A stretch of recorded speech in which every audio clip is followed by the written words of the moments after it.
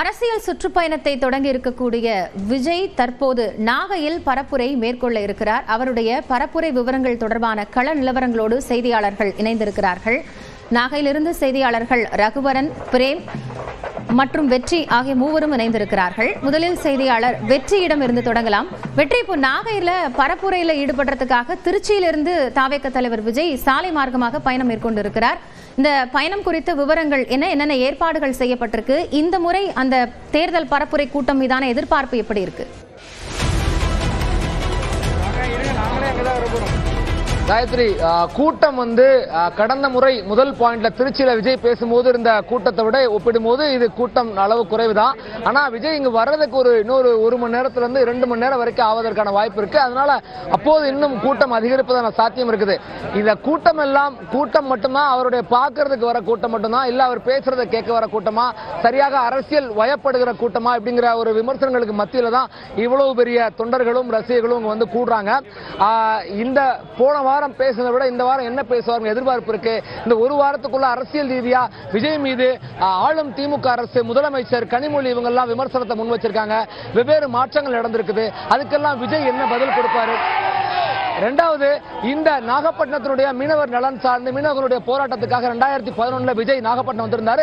14 வருஷத்துக்கு அப்புறம் மறுபடியும் நாகப்பட்டினம் வர்றாரு. அப்படிங்கும்போது இந்த இடத்தோட கூடுதலான ஒரு கனெக்டிவிட்டி, கூடுதலான ஒரு தொடர்பு அப்படிங்கிறது இருக்கக்கூடியதை பார்க்க முடியுது.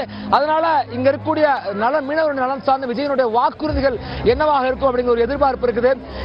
கூடுதல் நிபந்தனைகள் விதிச்சிருக்காங்க. பொது சொத்தை சேதப்படுத்த கூடாதுங்கிறது பிரதானமான ஒரு நிபந்தனை.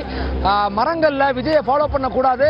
மரங்கள், கட்சி கொடி கம்பங்கள், ஈவி கம்பங்கள் ஏறக்கூடாது என்ற அறிவுறுத்தலாம் கட்சியால கொடுக்கப்பட்டிருக்கு. இதெல்லாம் இந்த முறையாவது ரசிகர்கள் முழுமையா ஃபாலோ பண்றாங்களா, தொண்டர்கள் முழுமையா பின்பற்றுறாங்களா அப்படிங்கறத பார்க்கணும். இங்க நிறைய இளம் பெண்கள் இளைஞர்கள் வந்திருக்காங்க. வந்திருக்காங்க. அவங்க கிட்ட என்ன எதிர்பார்ப்பு இருக்கு அப்படிங்கறத தெரிஞ்சுக்கிறோம். மேம், விஜய் கிட்ட என்ன எதிர்பார்ப்பு இருக்கு நீங்க நினைக்கிறீங்க? என்ன பண்ணுவார் விஜய்? என்ன பண்ணுவார் நினைக்கிறீங்க? விஜய் எல்லாருக்குமே நல்லது பண்ணுவாருன்னு நினைக்கிறோம். அப்படி பொதுவா சொல்ல வேணாம், குறிப்பிட்டு இதை பண்ணுவாருன்னு சொல்றீங்க. நீங்க என்ன நினைக்கிறீங்க? விஜய் என்ன பண்ணுவாருன்னு நினைக்கிறீங்க? ஃபர்ஸ்ட் இந்த ஊழலாட்சியை ஒழிக்கணும். ஊழலாட்சியை ஒழிக்கணும். ஃபர்ஸ்ட் கோரிக்கைகள் நிறைய பண்றாமே விட்டுட்டாங்க. அதனால நிறைய கோரிக்கைகளை யாருமே நிறைவேற்றவில்லை, முழுமையா யாரும் நிறைவேற்றலை. என் தலைவர் வந்தா நிறைவேற்றுவார் நாங்கள் நம்புறோம். அதுதான் நடக்கும். மக்களாகிய மன்னர்கள் நாங்கள் ஆணையிடுவோம் எங்க தளபதிக்கு. அவர் அதை செஞ்சுட்டு போயிட்டே இருப்பாரு. அதான் நாங்க எதிர்பார்க்கிறோம். தம்பி, ஒன்னும் பிரச்சனை இல்லை. வாங்க. இல்ல, இப்போ நீங்க நாகப்பட்டினமா? கும்பகோணம். நாகப்பட்டினமா நீங்க? நாகப்பட்டினத்துல என்ன சரி, கும்பகோணத்துல பொதுவா விஜய் என்ன எதிர்பார்ப்பு இருக்கு? நீங்க என்ன செய்வார் விஜய்? பொதுவா எல்லாத்தையும் மாத்துவாருன்னு சொல்ல வேண்டிய என்ன செய்வாரு கரெக்டா சொல்லுங்க சார். ஒரு 10-15 வருஷத்துக்கு முன்னாடி மீனவர்களுக்காக பாதுகாப்பு கொடுத்தாரு விஜய் சார். அப்பையும் நாங்க வந்திருந்தோம். அப்பையும் பிரம்மாண்டமா வந்திருந்தோம். மீனவர்களுக்காக ரொம்ப பாதுகாப்பு கொடுத்தாரு. 15 வருஷத்துக்கு முன்னாடி. இப்ப இல்ல, 15 கட்சிலாம் இப்ப இல்ல.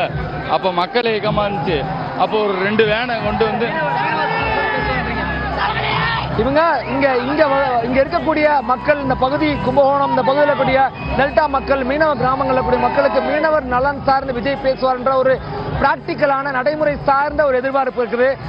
இளம் பெண்கள் கிட்ட அவர் பெண்கள் நலன் சார்ந்து, கல்வி சார்ந்து இதெல்லாம் நிறைய வாக்குறுதிகளை கொடுப்பாரு அப்படிங்கிற ஒரு பெரிய எதிர்பார்ப்பு இருக்கு. இந்த எதிர்பார்ப்புகளுக்கெல்லாம் விஜயனுடைய பேச்சுல என்ன வாக்குறுதிகள் கிடைக்க போகுதுன்றதையும், அப்படியான அந்த வாக்குறுதிகளுக்கு அப்பாற்பட்டு அவருடைய அரசியல் எவ்வளவு தூரம் கூர்மைப்படுத்தப்படுது அப்படிங்கிறதையும் இன்னைக்கு நம்ம பார்க்க போறோம்.